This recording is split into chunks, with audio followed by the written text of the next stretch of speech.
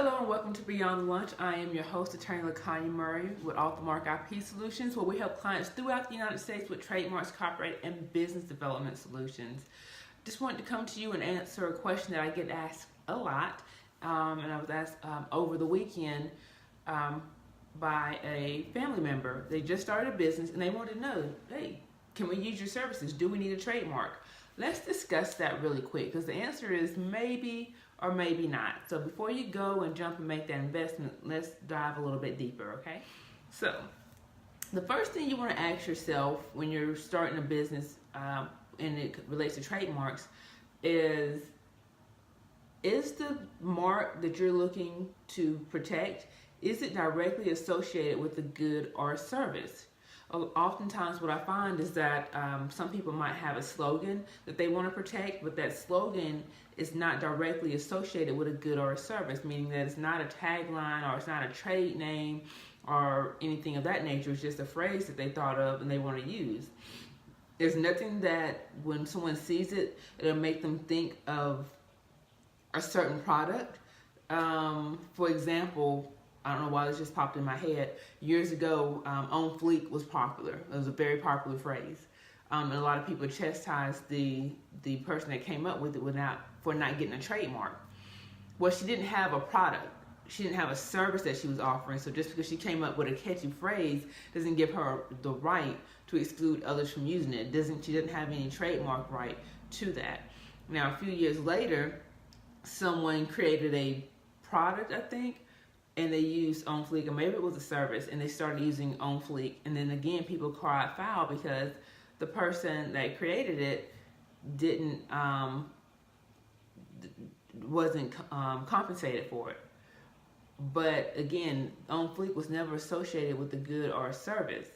There might be, so there's nothing preventing this lady from using it as a trademark. Well, in that sense, because it wasn't used. But once she started using it with the good or a service, then it became something that could be eligible for trademark. So the first thing you want to know is your mark associated with a good or a service. The second thing you want to know is, where are you servicing people? Are you servicing people just in your hometown or in your state, or are you servicing people throughout the United States? Because federal trademarks, again, that's federal, you have a requirement that the mark be used in commerce, because remember, if we go back to, I guess, middle school social studies, the federal government can't have any control over something unless it's in commerce, unless it affects states, multiple states or the states. So if you're just using that mark at home, in your hometown or in your state, you will not qualify for a federal trademark. And so there's no need of you making that investment. So that's number two. Make sure that the service product that you're providing is available to be used throughout the United States, even if it's just a neighboring state. It has to be more than just one state. So that's number two. The first thing was to make sure that your mark is actually associated with a product or a service, and the second thing is to make sure that it's that it's being used in commerce. The third thing I would say is, people want to know, well, should I wait until I make some money before I protect this mark? I don't think that's always the indicator, because when you're in business, there's no guarantee that the first day you open, you're going to have sales. But you have to ask yourself, are you willing to stick with it? Is this a business? Is this a real business that you plan on sticking with, fighting with, and to make money? Like, do you have a plan for success? And if you do, and if you're not just going to quit after 3 months because you aren't making any sales, then I would say it is worth the investment. Especially another test that I would say is, how would you feel if you saw that mark being used by someone else? Would you appreciate it? Would you be like, that's mine? Do you feel some type of ownership toward it? If so, you might want to consider getting a trademark. So we have those three things you want to check for before you get a trademark, or to determine whether or not you need a trademark in your new business. So the first thing you want to do is to make sure that you're actually using that mark associated with a good or a service.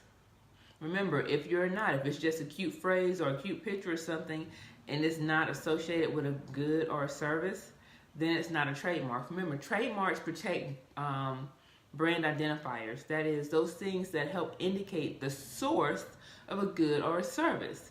So if it's not associated with a good or a service, then you don't qualify for a trademark.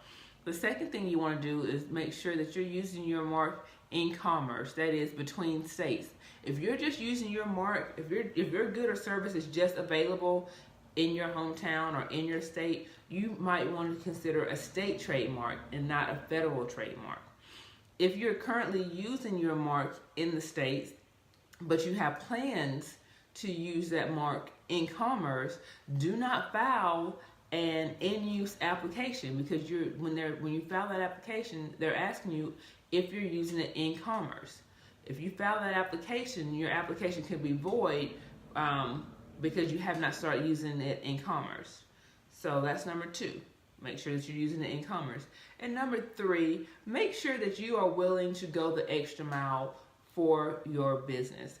If you make sure you have planned for your success, that you are ready to stick it out. If you launch and after a month you're not a millionaire, make sure that you are willing to do the work. If you're willing to do the work, this is a business that you have invested in and you want to invest in and to grow, then absolutely protect your intellectual property. That those things are assets and they can add to your the bottom line when it comes to your revenue and to your company's value, is what I'm trying to say.